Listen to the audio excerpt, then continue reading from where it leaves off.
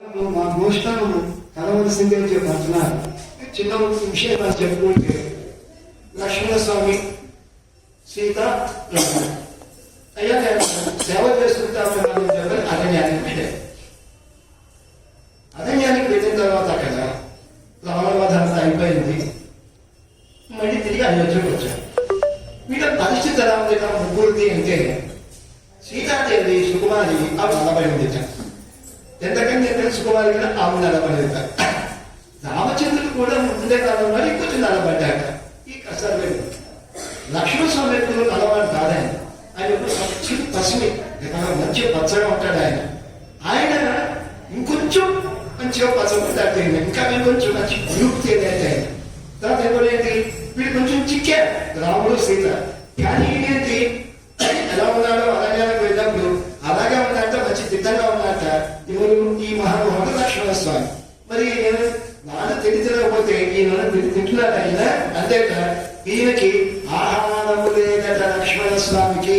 అంతేంటి 14 కనుక ఎవరైతే నిరాహారంతో ఉంటారో నిరాహారంగా అటువంటి వాడి చేతిలోనే ఇద్దరు చెట్లు మరణిస్తాడు అనేటువంటి ఒక విశేషం ఉంది. అందుకు ఏది తినడు. అయితే కొంతమంది ఒక డౌట్ వస్తుంది. మరి వీడు రామలక్ష్మణుడు శబ దగ్గరికి వెళ్ళారు కదా.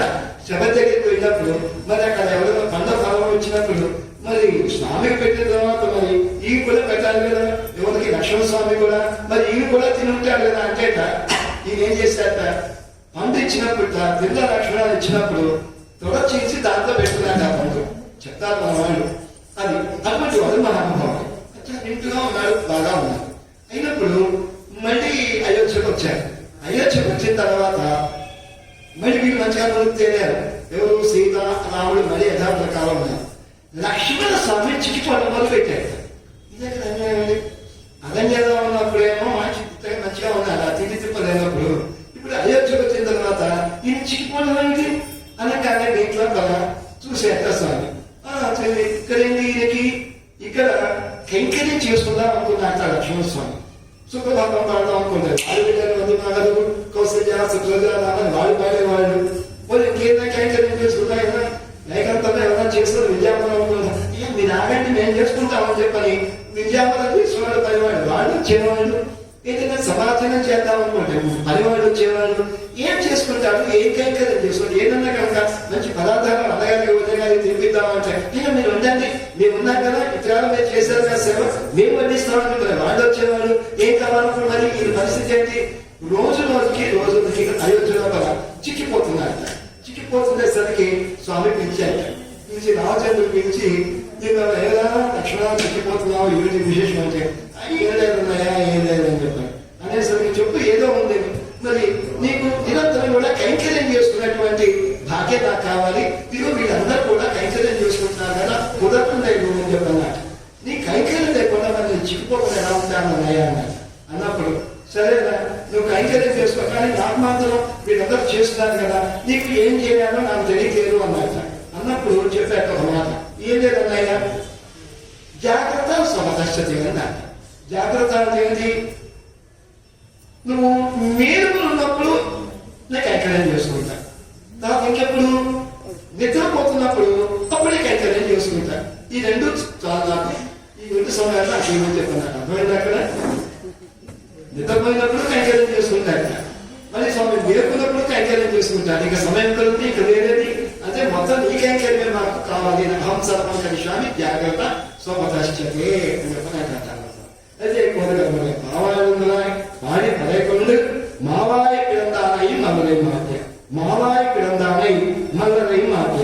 మావాయి పిడందానై అంటే ఏంటి దీంట్లో కదా అశ్వాసుడిని సంబంధించినటువంటి స్వామి ఎవరు అంటే ఉదాహరణ చెప్పుకున్నాం. నాగభగవాడ పైనుంచి కృష్ణుడు చూడడానికి వస్తున్నప్పుడు ఈయన అశ్వాసుడితో చేయి పెట్టడము అహో వస్తమై విధంగా జరుగుతుందని చెప్పి చెప్పడము మహర్షి ఎలా ఉన్నాడు అభిలాదే లేదా ఇలా అన్నప్పుడు ఆ గుర్రం వాళ్ళు చీలిపోయింది పోవటం మధ్యలో మనం చెప్పుకున్నాం. మావాయి పిడందానై మల్లరై మాధ్య. మల్లరై మాధ్య అంటే ఏంటి మల్లు ఎవరైతే ఉంటారో ముష్టికుడు చాముండు ఇద్దరు ఎదుగుతున్నారు వీళ్ళని మట్టు పెట్టినటువంటి స్వామి ఎవరో మల్లరై మాధ్య అని చెప్పన్నారు. ఎవరికి మల్లరై మాధ్య వాళ్ళని మట్టు పెట్టాడు స్వామి. ఇక్కడ వెళ్ళాడు. అక్కడ మధుర దగ్గరికి వెళ్ళినప్పుడు ఒక్కొక్క దశ దాటుకుంటూ అలా వెళ్ళాడు. వెళ్ళినప్పుడు అక్కడ ఏమైంది, మాలాకారులను అనుగ్రహించాడు. మీ వయస్సు మీ ఎవరైతే మీ వంశంలో ఉన్నారో వాళ్ళు అందరికీ కూడా దీర్ఘాయుష్మాన్ అని చెప్పాలని చెప్పి ఒక వరం ఇచ్చాడు. కుబ్జకి వరం ఇచ్చాడు. తర్వాత దీంట్లో మాలాకారులు కుబ్జాయితరులకు వరం ఇచ్చిన తర్వాత ఇంకా ముందుకు వెళ్ళేసరికి ఏమైంది, ఈ కోనాపీఠం అనేటువంటిది దాన్ని కూడా సంహరించాడు. ఇంకా ముందుకు వెళ్ళిన తర్వాత మల్లులు ఉన్నారట. మల్లులు అంటే ముష్టికులు, చానవులు, వీళ్ళని మట్టి పెట్టారు స్వామి అని చెప్పాలి. ఇక్కడ విశేషం ఏంటంటే ఇక్కడ ఆ ఏదైతే ఉందో మధురాంతంగా ఉండేటువంటి ఇటు ఈ తీరు మేడం మీద ఉండేవాళ్ళు, ఇటు మేడం మీద ఉండేవాళ్ళు, సభలో ఉండేవాళ్ళు, వాళ్ళందరూ బాధపడుతున్నారు. అయ్యో కృష్ణుడు ఇంత సుకుమారుడే, ఇటు వాడ యుద్ధం చేయడం మనులతోటి దీంతో అని చెప్పి వాళ్ళందరూ బాధపడుతున్నారట. ఎవరు ఈ స్త్రీలందరూ బాధపడుతున్నారట. సభలో ఉన్నవాడు ఎవరుతున్నారో వాళ్ళందరూ కూడా ఇప్పుడు యుద్ధం ఆరంభమైంది, యుద్ధం చేస్తున్నారు స్వామి. ఒక్కొక్కడు ఒక్కొక్క రకంగా భావిస్తున్నారు. ఎలా భావిస్తున్నారు వాళ్ళు? కృష్ణ పరమాత్మ వాళ్ళకి ఎలా కనిపిస్తున్నారు? ఇది ఇంత వాళ్ళు, వాళ్ళు అంతంత వాళ్ళు. అయితే నేను చేస్తున్నప్పుడు దీంట్లో మనం మల్లారామశనిహి అన్నారు. మల్లారాం అంటే ఈ మనులు ఎవరైతే ఉన్నారో అశనిహి వాళ్ళు పిడుగు పడుతున్నట్టుగా పడుతున్నారట. అంటే ఏంటి, అలా పడుతున్నప్పుడు మనులంతా కూడా అబ్బా పడుతున్నారు ఏంటంటే ఒక పిడుగు పడుతుందో పడుతున్నారట. వాళ్ళకి అలా కనిపించారు. తర్వాత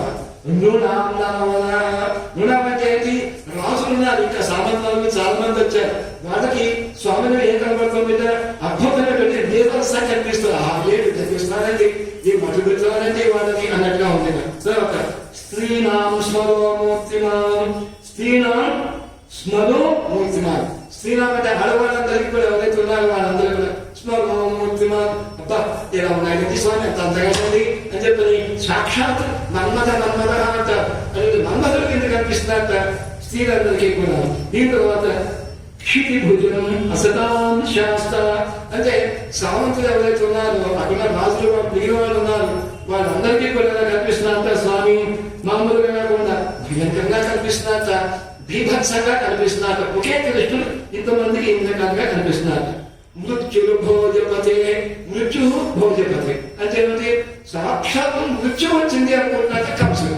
భోజపతి అంటే కంసుడు వాళ్ళు అనుకుంటున్నారట.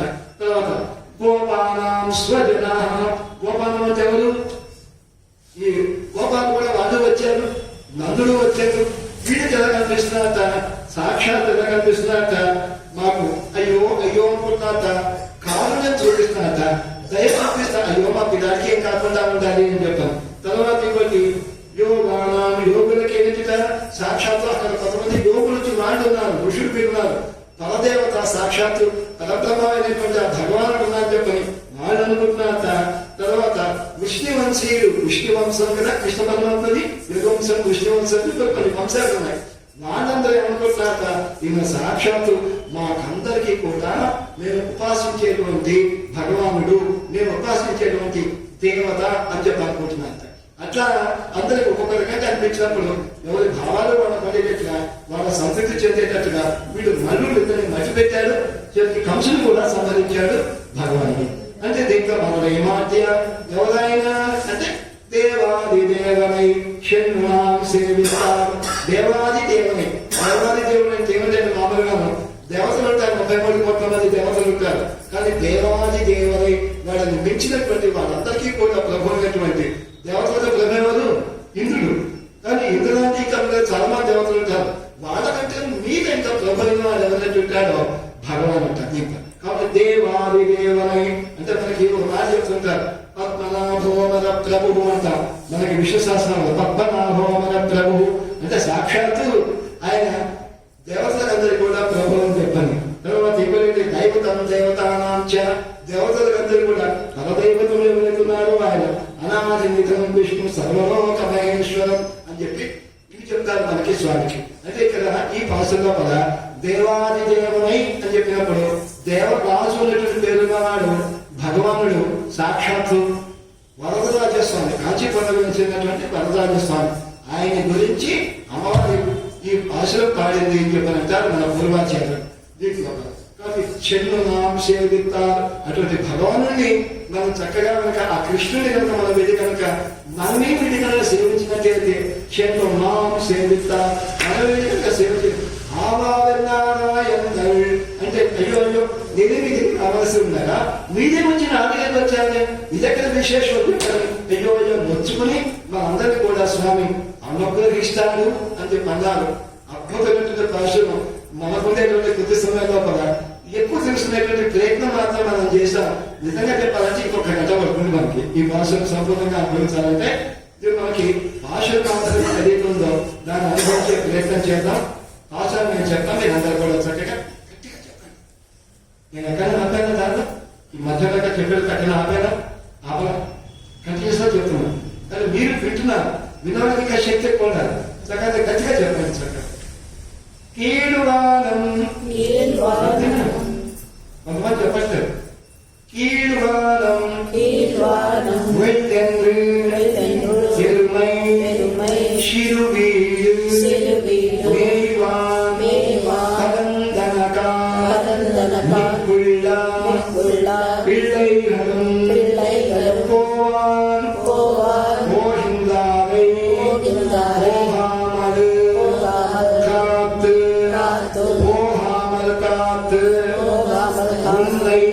உன்னை பூவான் வந்து நின்றோம் கடமுடைய பாவாய் எழுந்திராய் பாடி பறை கொண்டு மாவாய் இளந்தானை மாட்டிய தேவாதி தேவனை சென்று நாம் சேவித்தார் ஆழ்ந்து ஆராய்ந்து அருள்